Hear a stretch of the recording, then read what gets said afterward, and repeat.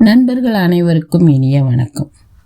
வெள்ளைய ஏகாதிபத்தியத்தை எதிர்த்து போராடி வென்ற வீர தமிழச்சி வேலு நாச்சியார். அவங்க சபையில் நடந்த ஒரு விஷயத்தை இங்கே நம்ம சிறுகதையாக நம்ம பார்க்கலாம். சிவகங்கை அரண்மனையின் ஆலோசனை கூடத்தில் கால் மேல் கால் போட்டு கம்பீரமாய் கர்வமும் ஆணவமும் நிரம்பி வழியும் முகத்துடன் அமர்ந்திருக்கின்றான் கவர்னர் லாட்டி டி காட். சிறிது நேரத்தில் சிவகங்கை மன்னர் முத்து வடுகநாதர் உள்ளே நுழைகிறார். நாற்காலியில் மேலும் பின்னோக்கி சாய்ந்து இடது காலின் மேல் இருக்கும் வலது காலினை ஆட்டியபடியே அதிகார தோரணையில் பேசுகிறான் கவர்னர் லாட்டி. மிஸ்டர் முத்து வடுகநாதர், நீர் எமக்கு கொடுக்க வேண்டிய வரியை வெகு காலமாக கட்டவில்லை. ஏன் விளக்கம் தேவை? மன்னருக்கு ஆங்கிலம் தெரியாது, கவர்னருக்கோ தமிழ் தெரியாது. கவர்னருடன் வந்த மொழிபெயர்ப்பாளனோ கை கட்டி வாய்ப்பொத்தி ஓரமாய் அமைதியாய் நிற்கிறான். மன்னரின் குழப்பத்தை கண்டும் தனது பேச்சினை பிரிந்து கொள்ள முடியாத இயலாமையை கண்டும் கவர்னரின் கண்களில் ஒரு எகத்தாள சிரிப்பு. ஆங்கிலம் தெரியாத உனக்கு என்னும் ஒரு கேலி பார்வை. அறையின் வெளியிலிருந்து இவற்றையெல்லாம் கவனித்து கொண்டிருந்த வேலு நாச்சியார் அறைக்குள் புயலென புகுந்தார். எங்களை நத்தி பிழைக்க வந்த நீங்கள்தான் எங்களின் தாய்மொழியை தெரிந்து கொள்ள வேண்டுமே தவிர நாங்கள் உங்கள் மொழியை தெரிந்து கொள்ள வேண்டிய அவசியமில்லை.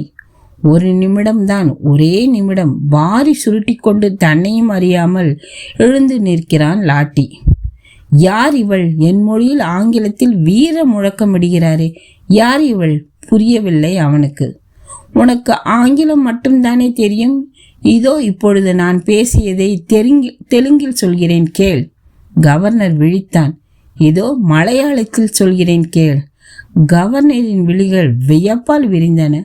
இதோ கன்னடத்தில் கூறுகிறேன் கேள். லாட்டி தவிக்க தொடங்கினான். இதோ உருதுவில் கூறுகிறேன்.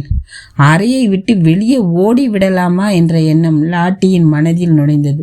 ஒரு பெண்ணிற்குள் இத்தனை மொழிகள் அடைக்கலமா? கம்பீரமாக அமர்ந்திருந்த கவர்னர் இப்பொழுது கை கட்டி நிற்கின்றான். இது எங்கள் மண், எங்கள் நாடு, எங்கள் மக்கள். இங்கிருக்கும் ஒவ்வொரு துரும்பும் ஒவ்வொருடைய அணுவும் எங்களின் உழைப்பை சொல்லும். எங்கள் மக்களின் உழைப்பாலும் உதிரத்தாலும் வியர்வையாலும் உருவானது எங்கள் நாடு. இங்கே ஓடுகின்ற நதிகளும் நிற்கின்ற மரங்களும் வீசுகின்ற காற்றும் அடிக்கின்ற வெயிலும் பெய்கின்ற மழையும் எங்கள் மண்ணின் பெருமையை சொல்லும். அன்புக்கு எங்கள் தலை என்றும் குனியும். ஆணவத்தோடு நெருங்கினால் தலை மண்ணில் உருளும். எங்கிருந்தோ பிழைக்க வந்த நீ எங்களிடமே வரி கேட்கின்றாயா?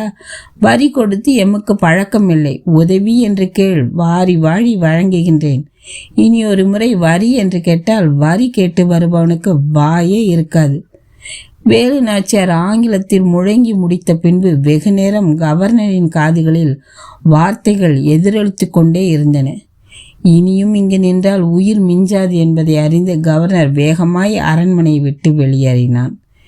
வெள்ளைய ஏகாதிபத்தியத்தை எதிர்த்து போராடி வென்ற வீர தமிழச்சி வேலு நாச்சியாரின் வாழ்க்கையில் நடந்த ஒரு சிறிய சம்பவம் இது. நன்றி, வணக்கம்.